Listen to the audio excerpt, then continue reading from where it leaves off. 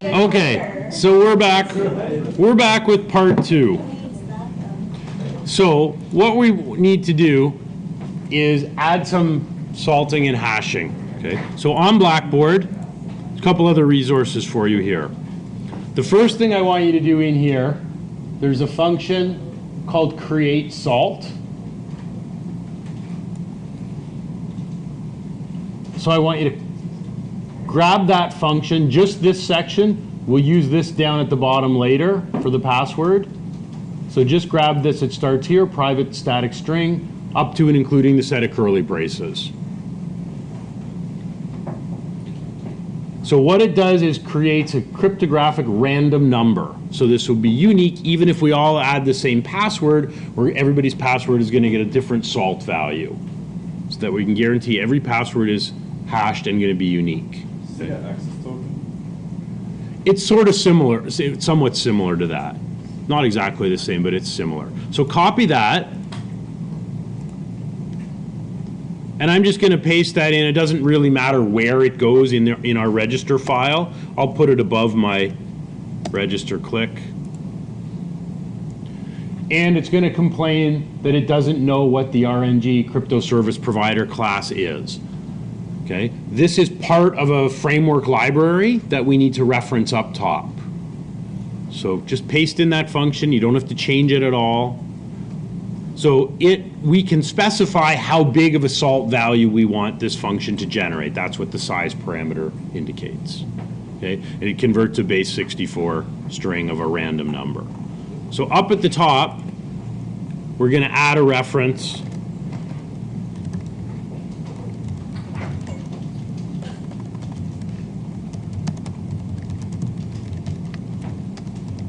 So we're going to use system.security.cryptography. Okay, so it's built into the framework, and we can just link to that library when we need it. As soon as we add that, our errors from below should go away, because this RNG service provider, it's part of that library. Now Visual Studio knows what that class is. It's part of this system.security.cryptography. So you don't need to write your own cryptography. Microsoft's written the library for you. We can just plug it in. So we just, like, for Yep, you can just use this cryptography. You can use this same salt function. I don't expect you to go and write your own. Where did we get the salt function again? This is from Microsoft. You can reuse this. Okay. Oh, is that on? Wait. It's on Blackboard. Let him talk. Okay. I can't listen to four people. So now, rather than typing this, this is how. So now I want you to grab this other section of code. We'll paste this into our register. I'll show you where to put it. And then we'll kind of discuss how this works. So copy that extra block. This goes inside of our register click. So I'm going to put it after we've filled the other properties. I'll put in a comment. So we will salt and hash the plain text password. And I'm just going to put in some line breaks here.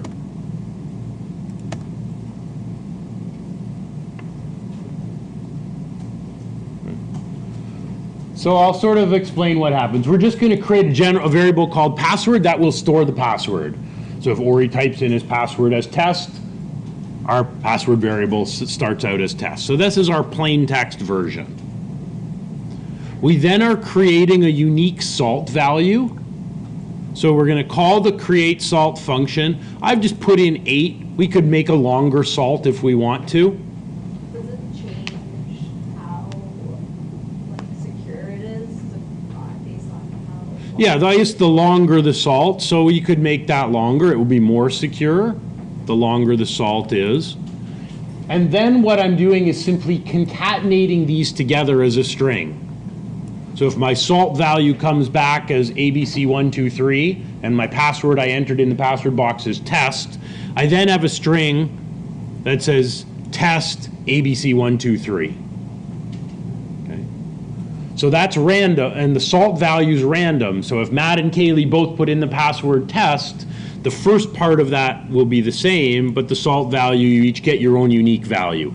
And we're then going to take that value together, the original password and your salt value concatenated, and then we're going to hash it using SHA 256. So it's gonna make 256 characters. No, it won't. It will be shorter. I think it will be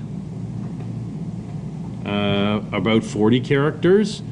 But we're doing quite a bit to make sure that it's unique and it's well obscured. So realistically, the number of options. Doesn't really matter.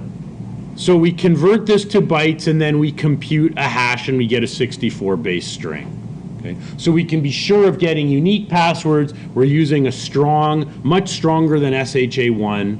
We're using SHA 256 and salting. Okay? So there's no way to retrieve these passwords. If someone forgets them, all that we can do is reset it, right? There's no way to convert it back. So the actual hashed value includes both the password and the salt. So now what we want to do, we just need to add 2 lines. So ultimately our final hashed password is just in a variable here called base 64. This was from Microsoft or from a developer. Can't remember. So it's just a string. So that's what we're going to save to the database, this value that goes through this whole process. We also need to save the salt value, and I'll explain why. So we created a variable called salt up here. We just want to save that to the database. So after we go through this whole process, we have a password, a unique, strongly hashed password. Why do we need to store the salt value as well? Why don't we just store the password? Our database has columns for both password and salt. Albert? You're close. I mean, we can't actually fully decrypt it, right? Sorry, so when you rehash it, then it will match to the same hash. Right, because remember, the salt is unique every time. I try not to need the board in this class, but I might. Okay. So let's think about what happens. Just gonna pause there. Okay. So when we save the user, we want to save both the final salted and hashed password, but we also need that salt value for later. So logging in is going to be a 2-step process. We're going to send in the username and get the salt value. Then we have to take the password, salt it, hash it, and compare it to what's in the database. So it's more involved, but more secure. Okay, so now we should be able to compile and fill out our register form, and we can see what this process gives us. Okay. So the only 2 lines of code we actually typed were these 2. Everything else you just pasted from Blackboard. You didn't have to make any changes to it.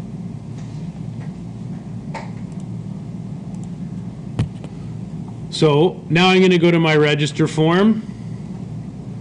And actually, let's everybody do this. Let's everybody fill out the same value so then you can see your salt and your password values compared to mine if we use the same values. Put in anything you like for first name, last name, and username.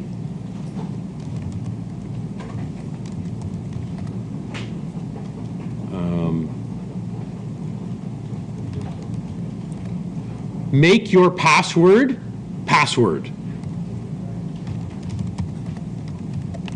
So when we hash this in PHP, we use test and test, and we looked at the hash values. We all had the same password value, right? It was the same for everybody.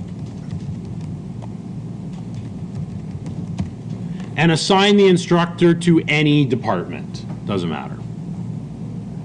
Just pick a department, and let's click register.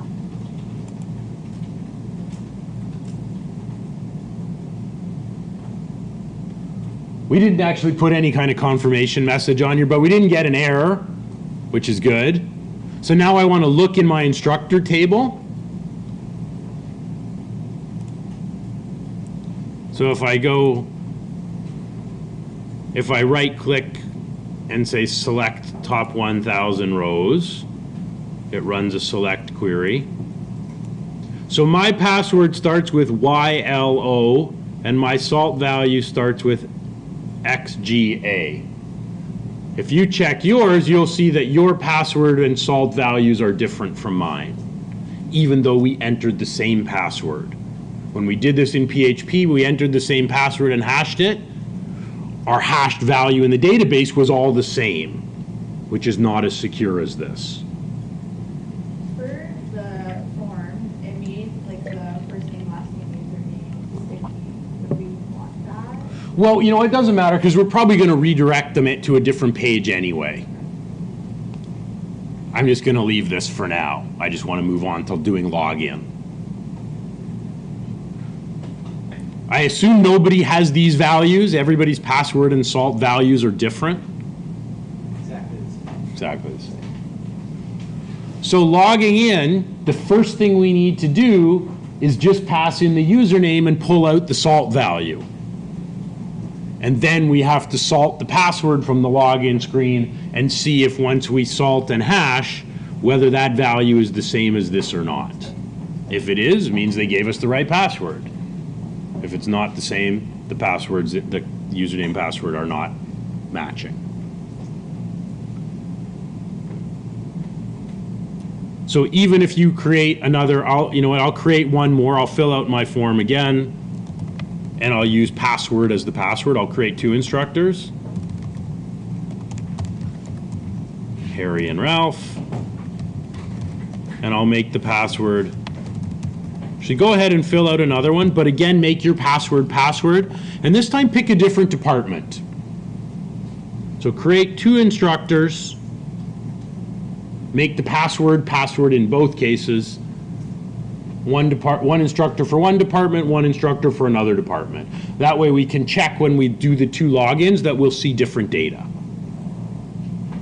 So I'll register a second one.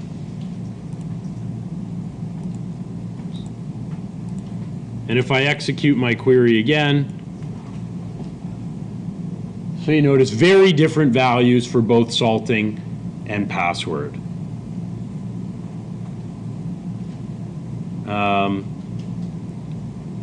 I should probably check how long these are. I'll just throw these into Word and use word count. I think it's 64 characters. But I'm going to double check. In the script I gave you for the instructors table, we allowed 64 characters for the password. We can see that right here if I expand instructors. Password was 64.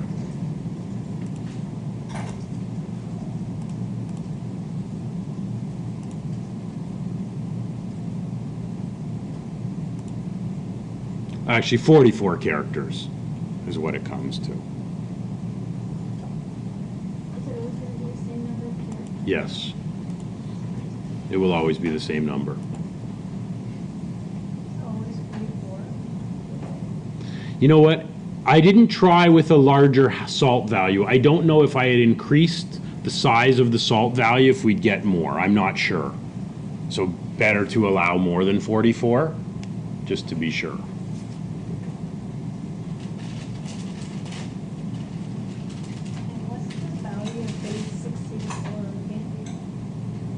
That is the final password. After all the hashing, after the salting and hashing, the base 64, this is just a string variable. That holds the final value that we're saving here. So it's not plain? No, the plain password is just called password, right? Where we set it equal to the text in the text box. And then we go through this whole process of salting and hashing, and that's our final result. And that's what we save to the database. And we also save the salt value that we use to generate that. Okay, so now we want to build a login page. and see if we can, how we do our login. So add a new web form with master page, call it login.aspx.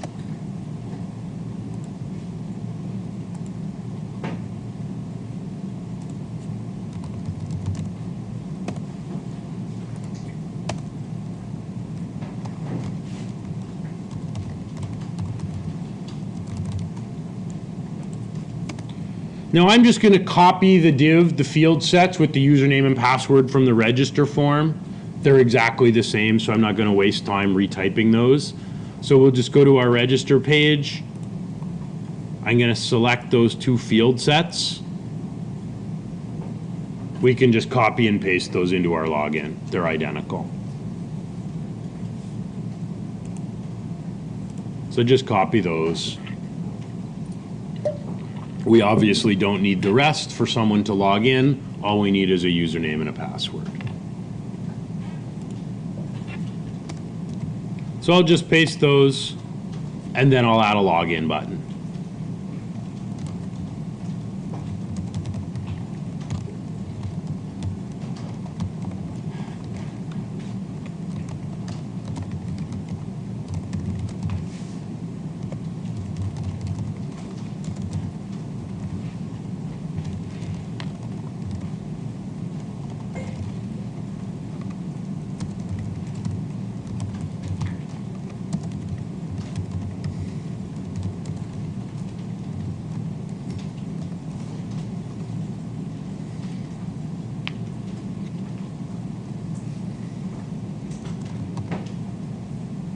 So just add a login button, and we'll generate the click event for our button.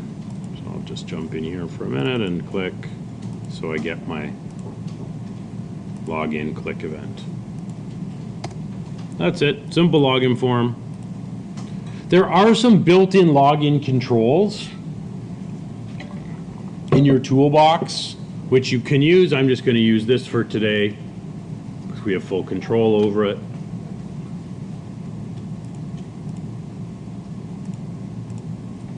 And then just build your solution when you're done to add this page to your DLL so you can load it in the browser.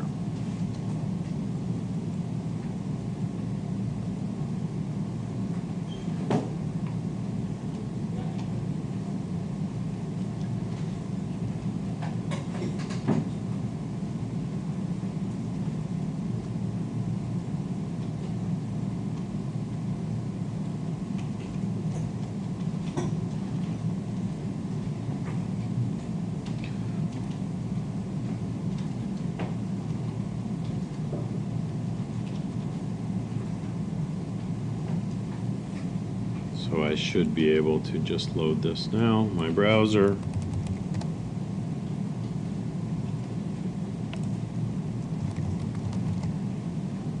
And a login button that doesn't do anything yet.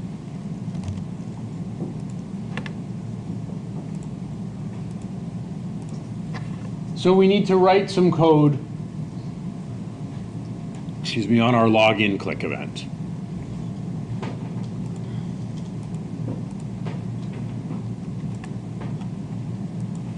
We're going to need two references up at the top. What two references are we going to need on this page for logging in?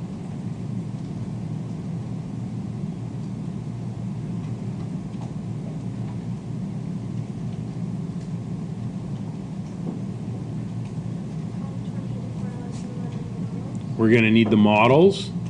Thank you, that's one. So that our page can connect to the database. That'll be one. What's the other thing we're going to need? We're going to need the cryptography because we're going to have to hash the password. So we'll use system.security.cryptography again.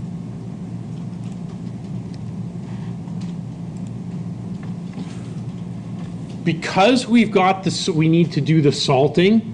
This is a two-step process. So the first thing we're going to do is just take the username, connect to the database, and find the salt value attached to the username.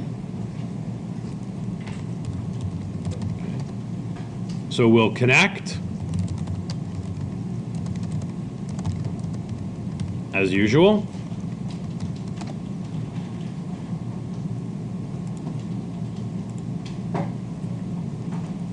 So we will create an instructor object in memory.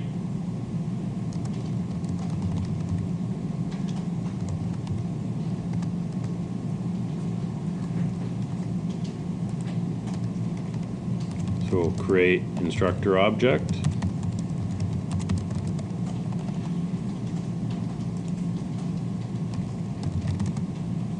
First, get salt value for this username.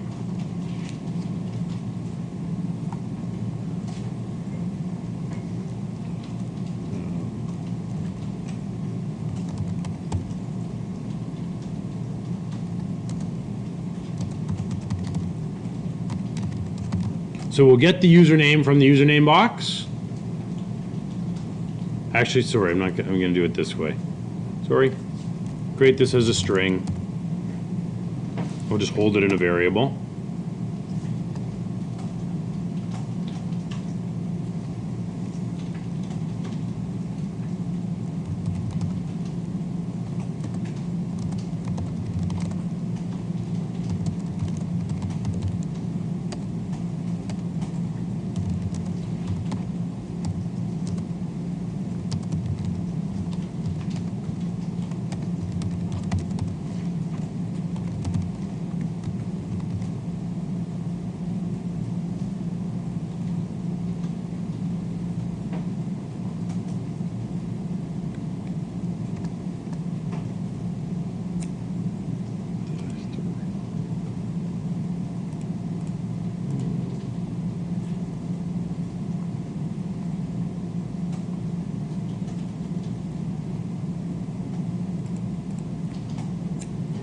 So first we're going to query just on the username. Doesn't mean they're necessarily logged in, because we might find the username.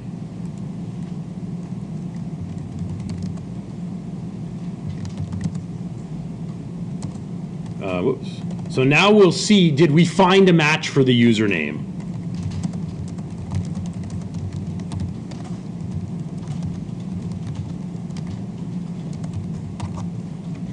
So if our instructor is not null, it means, okay, we found the username, so now we need to store the salt value that was attached to that username.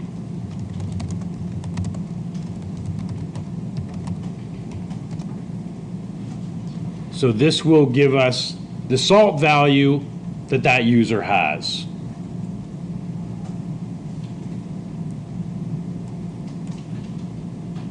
And I can put in an else here.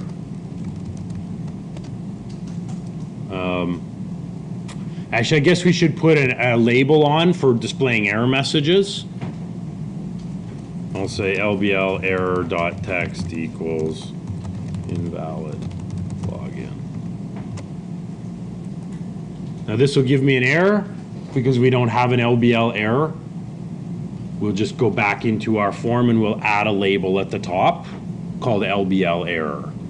So if any errors occur, we can print them out on that label.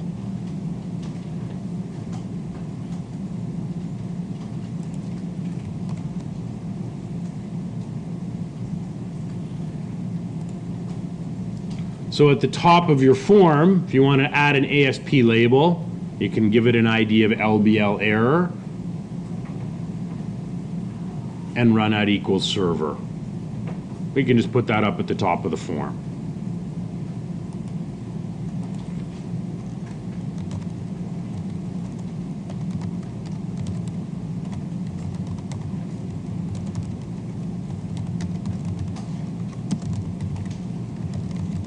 And I'll give it a class.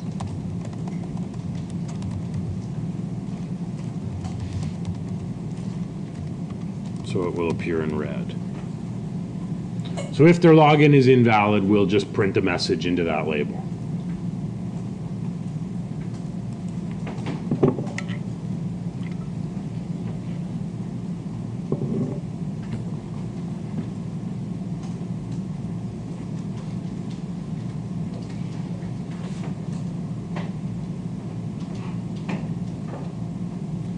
So let's think about what should happen next. The user enters the username. If we don't find that username, if our query runs with that username, we'll print a message on here. But if we did find that username, we also now grab the salt value that's attached to it. So I've entered in Ralph, and it will retrieve that salt value. So now we know the username and we know the salt value that was generated when I created the Ralph account. What are we going to need to do next? So we still haven't checked the password. We only have found a username and we found a salt value. So how are we going to use this salt value to check the password? We're going to have to run it with the password we put. We basically need to do this again. We need to concatenate. So we now need to get the password attached to that username, concatenate the salt value, and run it through our whole hashing algorithm. And we'll get a hashed password. And then we need to compare and see whether it's the same as the password in the database. If it's the same, then the user gave us the right password.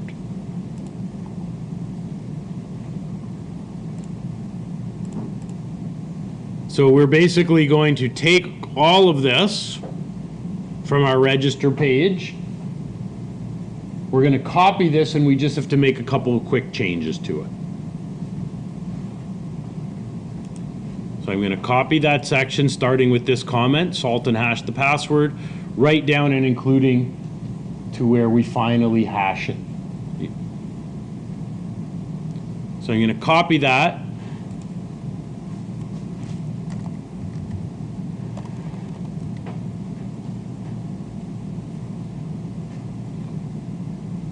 Now, this line we don't need. When we register, we're going to call our CreateSalt function to get a salt value. This time we already have the salt value. It comes from here. So we don't need that. We already have a variable called salt that holds the value from our database. So that can come out.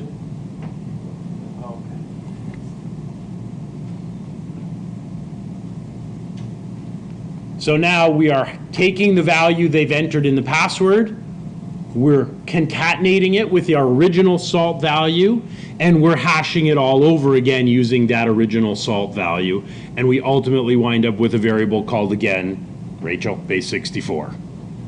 Okay. Wait, where'd you put this?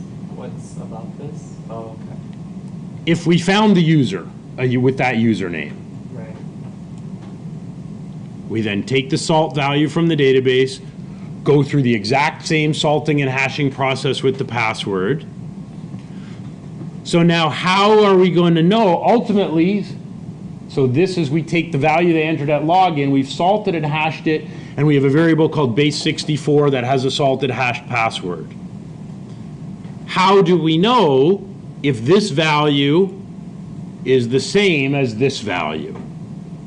Because that's what we need. That will tell us whether the login is valid or not. So we now need one more check.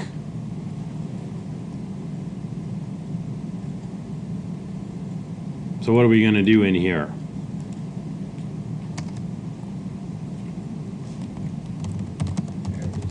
Yeah, so we've got to compare if the password we just salted and hashed matches the password in the database. So we've already queried and gotten the user record with this, a user record with this username.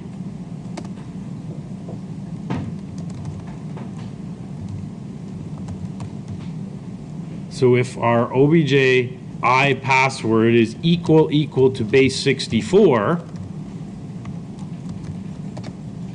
in this case the password's matched. The password they just entered on the login form after we salted and hashed it is actually the same as what's in our SQL server. So the login is good. So in this case,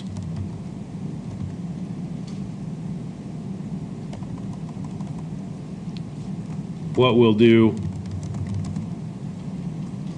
is store the identity in the session object and redirect to the departments page. That's what we'll do if we find a match. Else, again, we'll just set invalid login. Maybe what we'll do first, before we do this, just to see whether the salting and hashing works, temporarily we'll just show them a success message.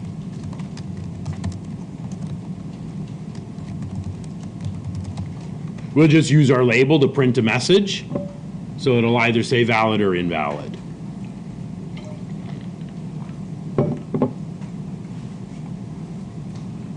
We'll try this. I'm going to run through it with the debugger so we can actually see what's happening a bit better. We can run through it one line at a time.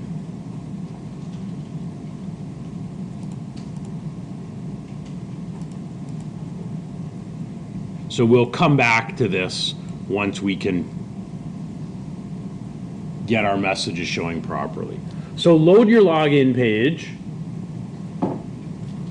Try putting in a valid username, but an invalid password first. See what happens. So I'm going to put in Ralph and Ralph, which is a valid username, but it's not a valid password.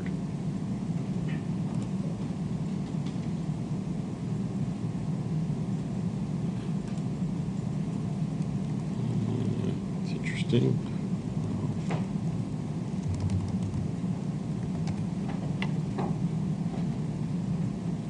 So I get an invalid login if I put in Ralph and password. Tells me it's valid. If I try with my other user account, Harry and Harry, it's invalid. If I use Harry and password, now it's valid.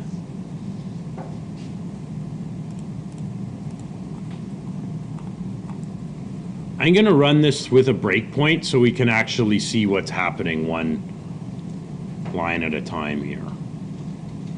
Try yours out, see what happens.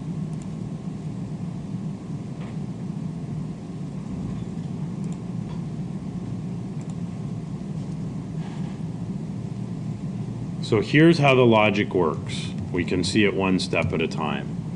So if I put in a proper password,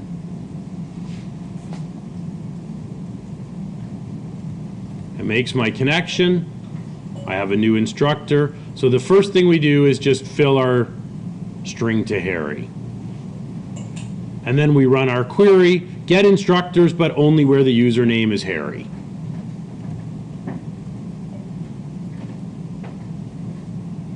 So I get one instructor back, and you can actually see all the properties. It shows me the department ID, the instructor ID, the password, and the salt and username. So I found a match for that username. So is my instructor not null? No, it's not null. So there's the salt value from my database. Okay. Starts with SP3. That's what was created when I created the Harry user account. So I store that in a variable. I store my password, which is just password. And then I've created this string together that is my plain text password plus the salt value concatenated together. Then we go through all of the hashing.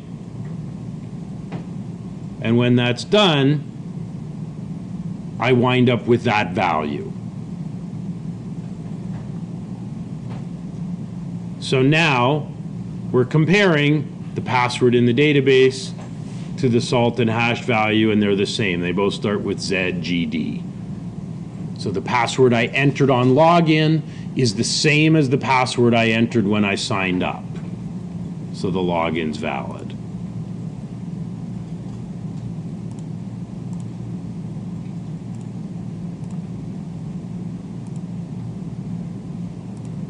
So in your assignment, you may strictly copy and paste that hashing algorithm and the creating of the salt function. You don't have to write your own, you can just use those. It's fine that everybody's is identical for this, no problem.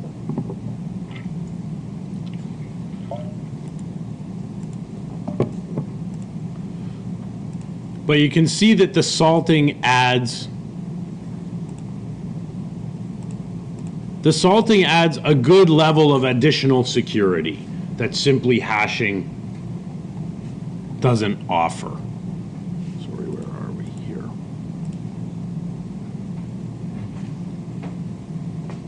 Brandon, it looks like there's a question on your face.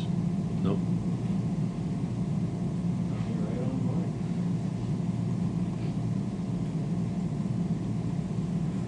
I recognize this is a more complicated process than what we've done before.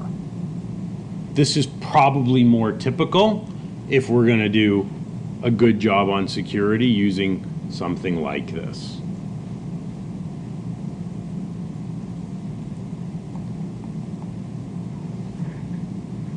So the other thing we want to do here is we don't want to say valid login. We want to use a few session variables to store information about the user and then redirect them.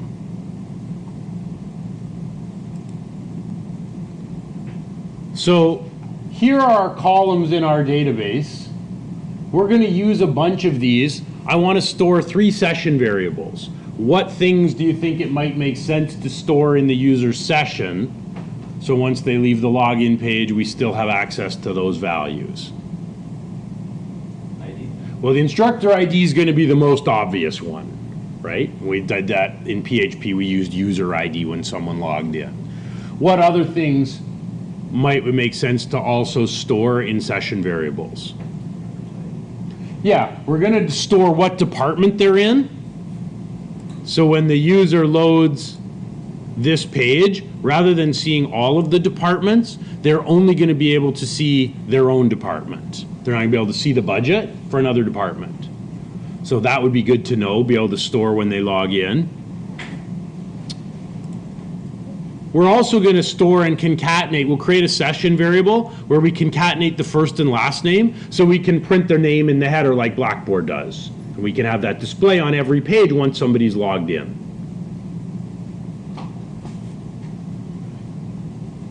So let's create 3 session variables and then we'll redirect the user off. In PHP, so I'm just going to comment that out. PHP, we annoyingly had to call session start anytime we wanted to read or write to a session variable. We don't have to do that in .NET. So we just use session and we can create our own variables. So I'll call it instructor ID equals. So we'll use our instructor object and we'll use the instructor ID value from our object and we'll put that in a session variable. I'm going to create 2 other session variables.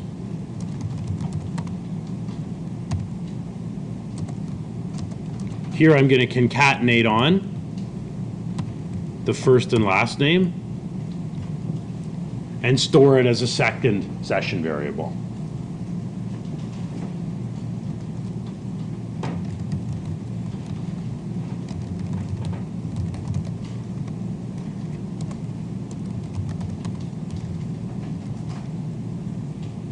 Oops, I missed a plus sign there. So we're going to store all of these things. Somebody logs in. On any page, we'll know what their ID is, what their name is, and what department they're in.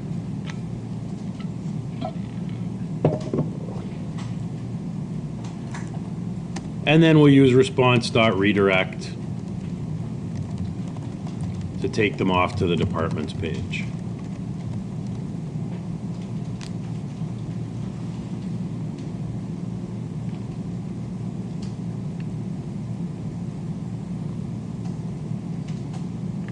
So we're going to make a change on the departments page. I'll come back to the code here in a second.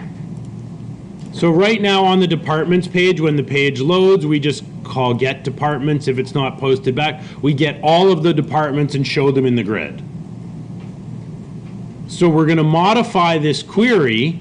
We're going to use our session variable to figure out which department ID is the current user in. And we're going to add a where clause, so this list is filtered. Rather than showing everything, it will only show the selected department.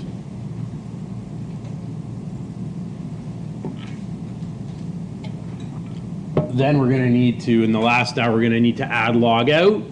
And we also are going to want to change our navigation so that we have two sets of links, a public set of links and a private set of links.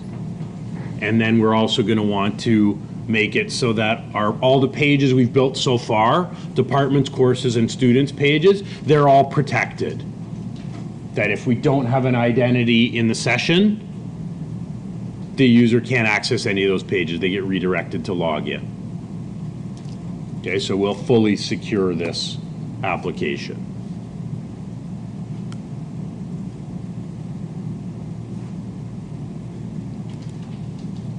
So open up your departments page, your ASPX.cs.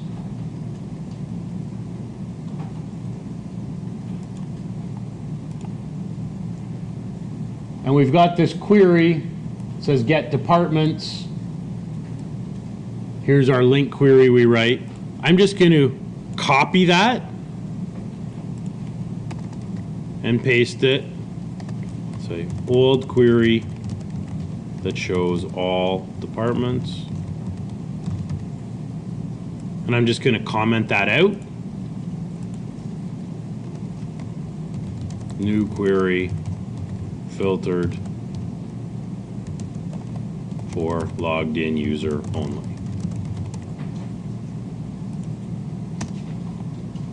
So I'm going to just create a variable to hold the department ID, and we'll fill it from the session.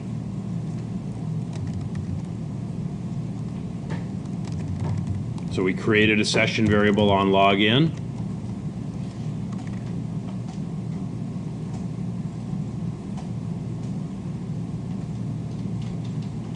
How do we quickly fix that? Yeah, we'll just convert it. Session variable is just an object, which is a generic data type. So we just have to convert it to an integer. And now I want to add a where clause.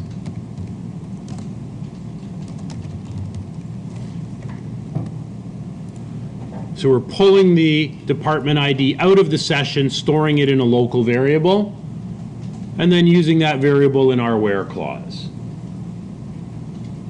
So now we will no longer see all the departments. We have to log in, and we're only going to see our own department.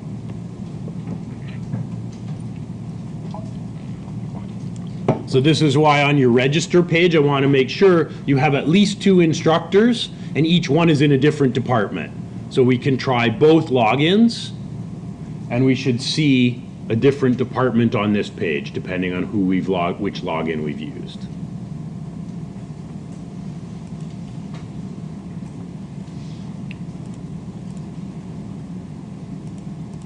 So now you should be able to go to your login page, log in as instructor 1, and you'll see one department. If you then go back to your login page, log in as instructor 2, you should see different information on the department page.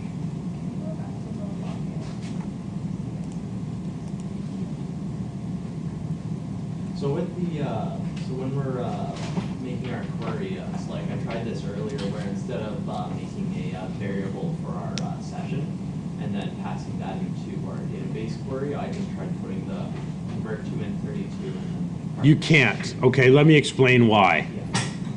It's a good question. I'm glad you brought that up, and I'll show you. Okay. So you might think, is this really necessary? This line of code, why can't I just do this?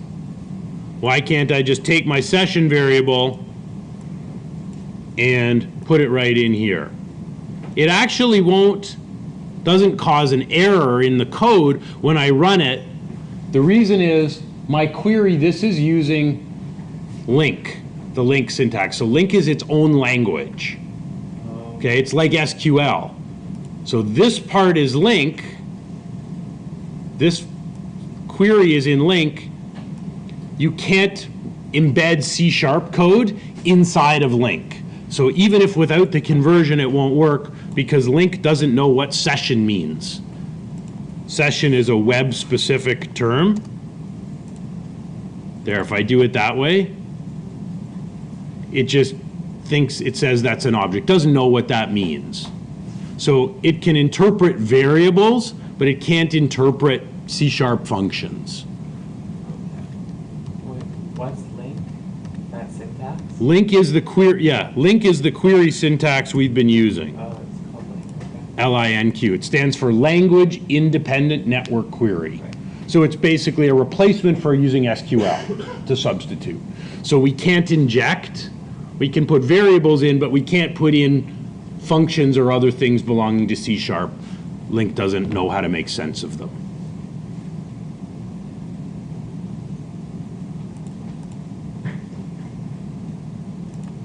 We'll take a break in a minute. We'll just try it out. So now if I log in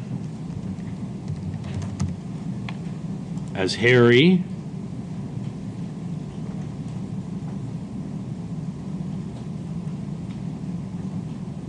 I only see English. If I go back and log in as Ralph,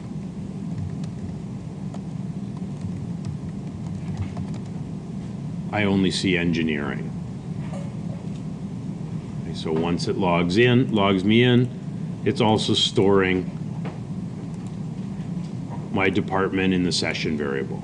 So just like in PHP, we use the session when we validate the login because we know who the user is, and then we store that information in session, so now they can go to another page. We still have access to those variables. They become global for that user.